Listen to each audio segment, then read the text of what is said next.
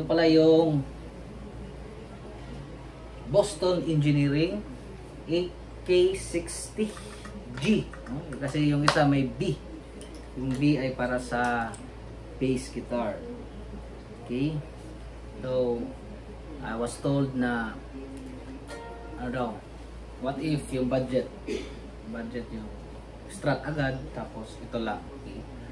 So, meron mga practice amp 20, 30 watts. Meron din 60.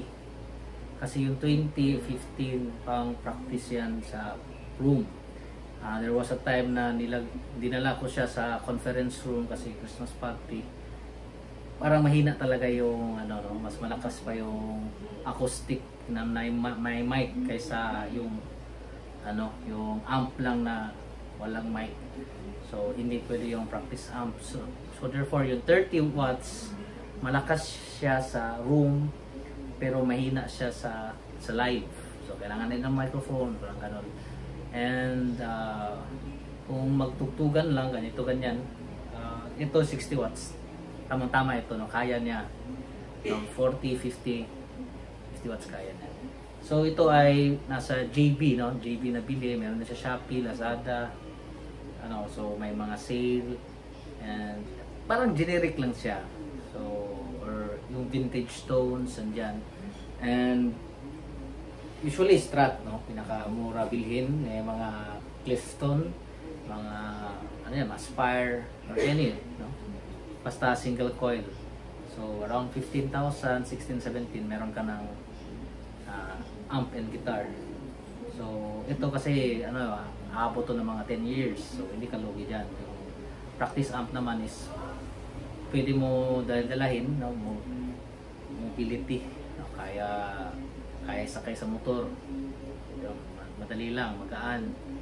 Pero makulang ka doon, no, ma-short ka. Pero ito naman medyo mabigat. Mag-schedule talaga kayo kasi 21 kilos po ito siya. Yung 5150 na iconic is 25 kilos. So 40 watts yun. Yung 5150 na iconic, ito is 60. Boston Engineering AK60G. So ngayon natin yung clean tone. So if ang nyo is Strat Stratocaster, ito muna, pwesto muna tayo.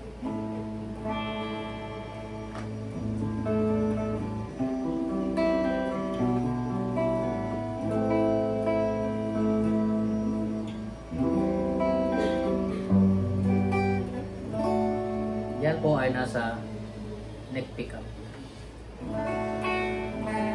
Nakasan natin kaya medyo mahina yung single coils. O nasa 12.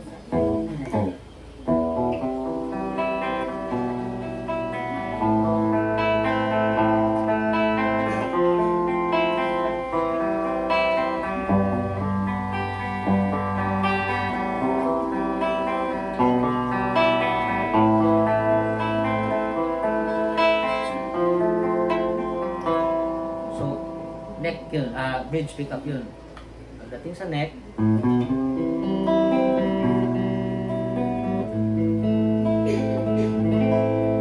ang ginawa dyan is nasa 0 yung bass.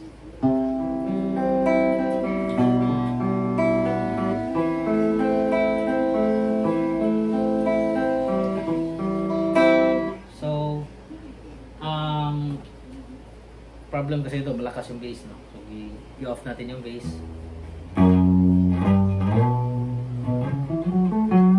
So, may response siya. So, maganda yan kasi may extra bass, kaya lang nalulunod sa mix. So, 9 o'clock yung bass.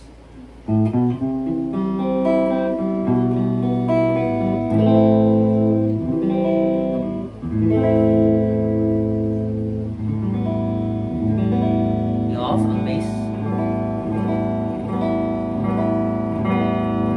9 o'clock. 12 o'clock.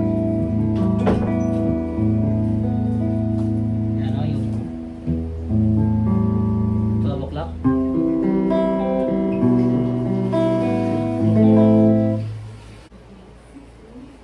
Kung wala tayong pick,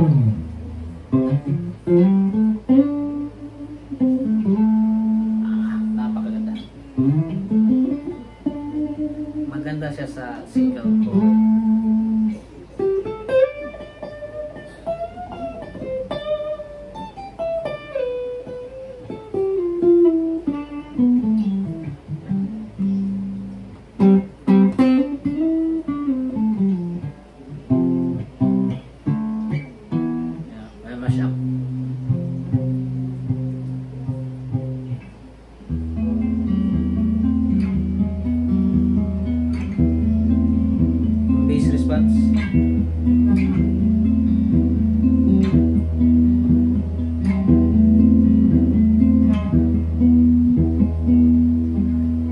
Masyadong malakas yung bass.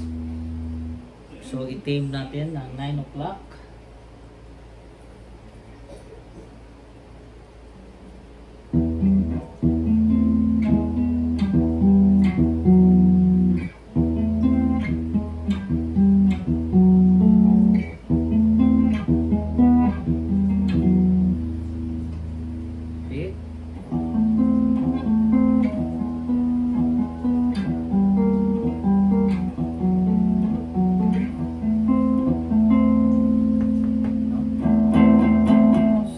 Responsive siya sa may dynamics siya. Iba yung response niya.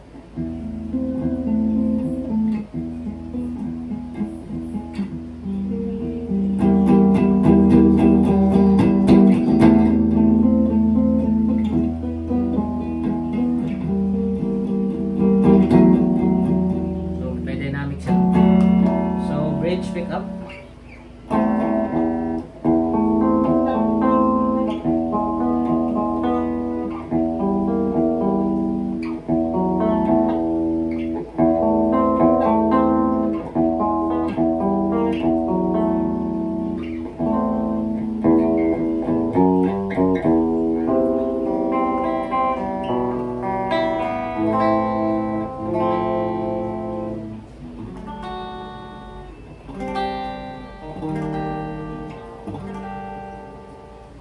So, try natin yung nasa 9 o'clock yung ano niyan, yung bass, 10:30 yung mids, and nasa 11 or 10:30, 11 ang treble. So, try natin yung lead channel and babaan natin yung volume.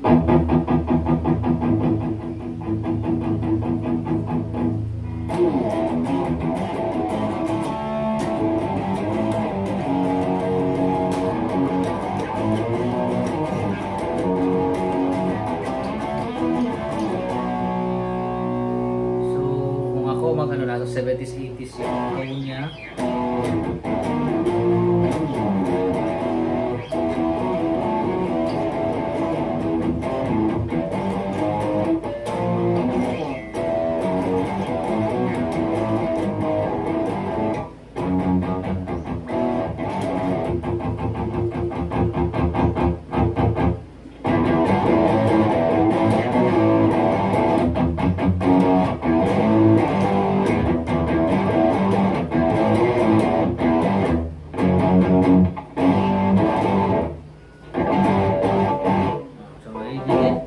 Isi-zero natin yung bass from 9 to 0.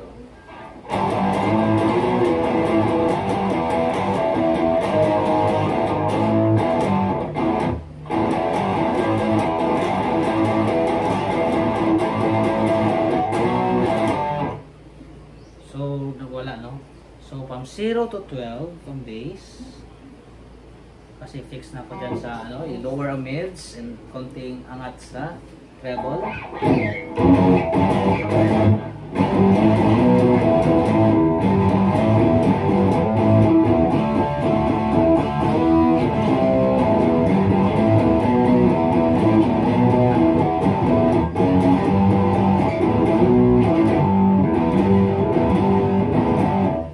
So mag-rumble na siya. However, if lagay natin yung bass sa 0 and then full yung treble,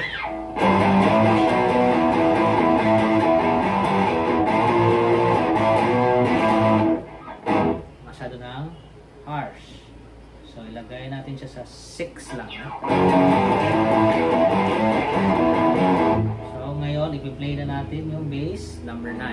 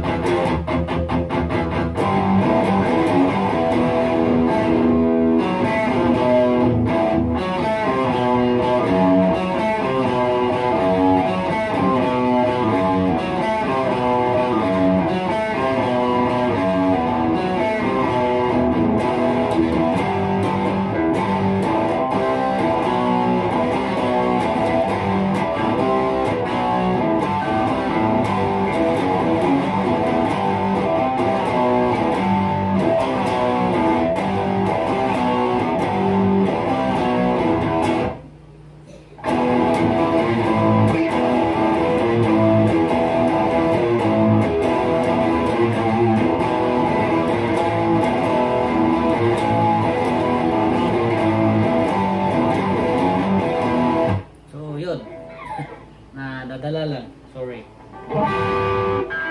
Pag tanggalin natin yung yung lead channel balik sa clean tone, nasa 9, bass is 9, EQ is 4, and 6 yung treble. Tanggalin natin.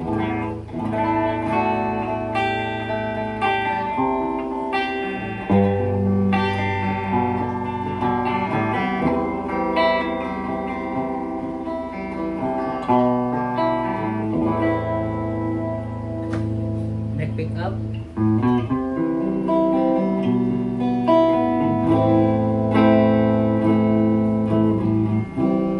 And nakalimutan ko sa mga videos, it is responsive, no? Na more ibaba siya ang volume,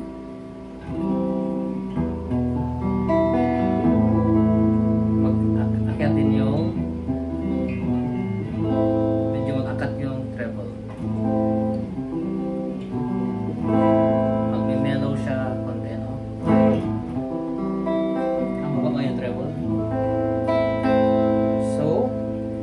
Ganda dito is nasa 6 ang volume, tapos mag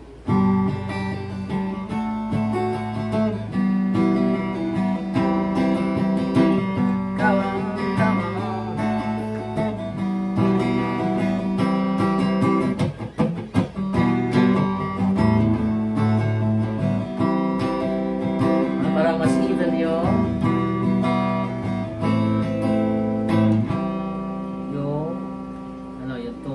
kaskas na yung tone, yung EQ na equalizer.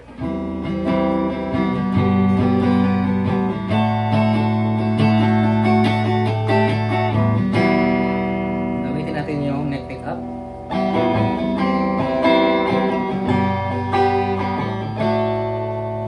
Yung toe pickup.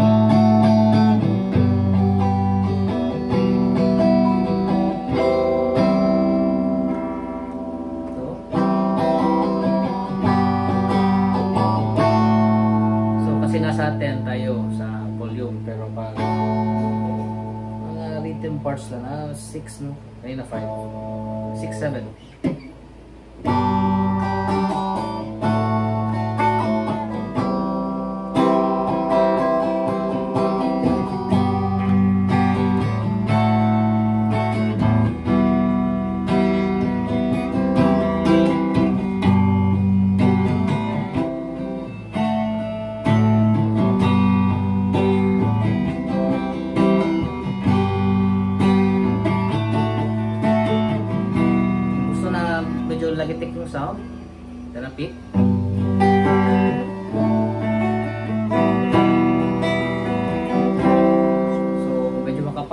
change natin ng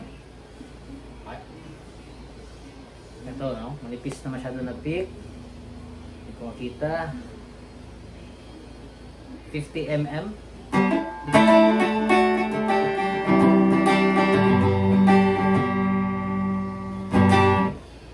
Lower natin konti. Nasa 9. Nasa 5.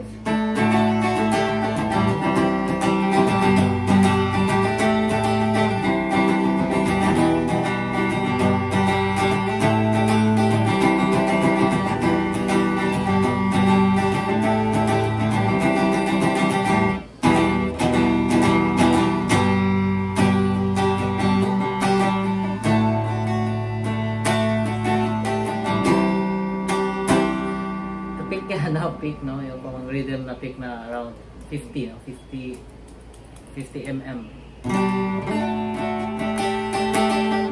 Ito naman is nasa mga 120. 120. Iba naman dito is 2. So sa mga beginners, advice na mag-try ng mga different. Mura naman yung pick, no? Try lang tayo mag-check. So kung mahilig ka tayo mag 0.50 talaga ng pick, 0.50.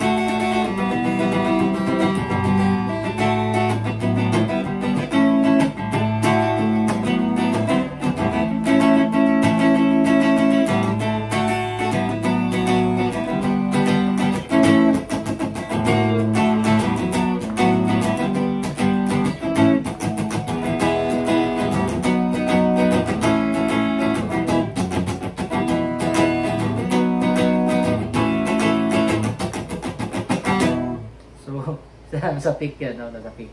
And then, yun, set nyo 0 ang base, tapos hanapin lang nyo saan na mag-fit kung magbagay sa gears. And ang EQ, na-steady ko lang talaga sa 4, no? Kung tayo 12 o'clock, nandito siya. Yan, siya. Tapos yung treble is na pa-high, no? Pupunta siya sa 10, around 6. Kung sa reload daw is naroon na sa mga 132 something like that.